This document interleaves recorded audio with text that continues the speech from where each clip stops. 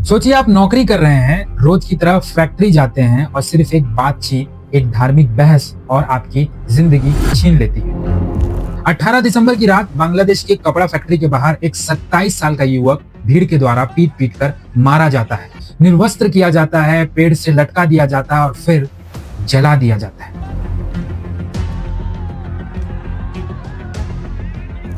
उस युवक का नाम था दीपू चंद्रदास। नमस्कार, मैं हूं कैलाश और स्वागत है आपका कैलाश की कक्षा में। और आज की इस वीडियो में हम जानेंगे कौन थे, क्या वाकई उन्होंने पैगंबर का अपमान किया था, भीड़ इतनी बर्बर क्यों हो जाती है और बांग्लादेश में हिंदुओं के साथ ये बार बार क्यों हो रहा है। साथ ये भी जानेंगे कि भारत इस पर क्या कर सकता है।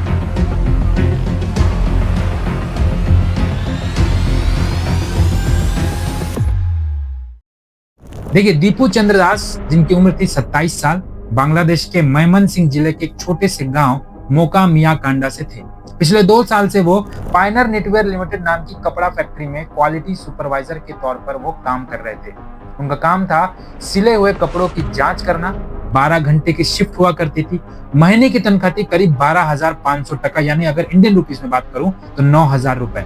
घर में पिता, भाई, पत्नी और 1.5 साल की छोटी सी बेटी। दीपू महीने में बस एक बार घर आ जा पाते थे।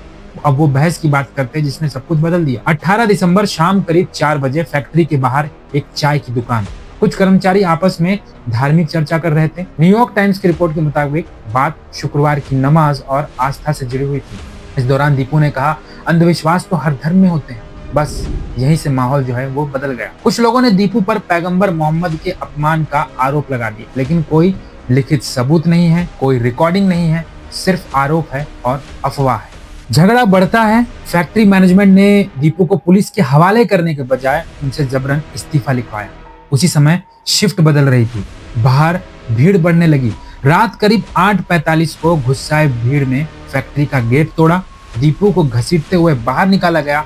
लाठी, लोहे की राड और लात घुसे चले और पीट पीट कर मार डाला गया। इसके बाद जो हुआ वो इंसानियत को शर्मसार करता है। शव को निर्वस्त्र किया गया, एक पेड़ से लटकाया गया और आग लगा दी गई।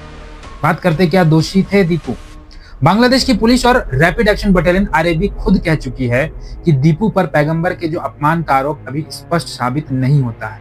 कोई पुख्ता सबूत नहीं मिला है। फेसबुक पोस्ट की बात भी अब तक कंफर्म नहीं हुई है। दीपू के पिता साफ कहते हैं कि मेरे बेटे ने किसी धर्म का अपमान नहीं किया है। मतलब साफ है, आरोप साबित नहीं हुआ, लेकिन जो सजा मिली वो मौत की मिली। बड़ा सवाल यह है कि बांग्लादेश में हिंदू क्यों निशाने पर है। देखिए, बांग्लादेश में हिंदुओं की जो आबादी है वो लगातार घट रही है। 1951 में 22% थी, 1974 में 13.5 और 2022 में करीब 8% हो गई। इतिहास उठाकर देख लो, 1971 का नरसंहार, 1990 के दंगे, 2015-16 के हमले और हाल ही के वर्षों में हुए हिंदू घरों और मंदिरों पर जो हमले हुए हैं। कई मानवाधिकार रिपोर्ट्स बताती है कि जमीन हड़पना, राजनीतिक अस्थिरता, कट्टरपंथी अफवाहें हिंदुओं को आसान निशाना बना देती। अब बात करते हैं कि भारत क्या कर सकता है। तो देखिए, भारत ने इस हत्या पर कड़ी चिंता जताई है और दोषियों को सजा की मांग की। भारत के पास फिलहाल कुछ रास्ते दिखते हैं। जैसे सबसे पहला है अंतर्राष्ट्रीय दबाव, यूनाइटेड नेशन और मानवाधिकार मंचों पर मुद्दा को उठाना, कूटनीतिक दबाव, बांग्लादेश सरकार से लगातार संवाद करना, मानवीय मदद, जरूरत पड़ने पर हिंदू अल्पसंख्यकों को सुरक्षा और शरण का रास्ता देना। सीधा हस्तक्षेप नहीं, लेकिन चुप्पी भी नहीं। दीपू चंद्रदास कोई नेता नहीं थे, कोई अपराधी नहीं थे, बस एक आम हिंदू मजदूर थे।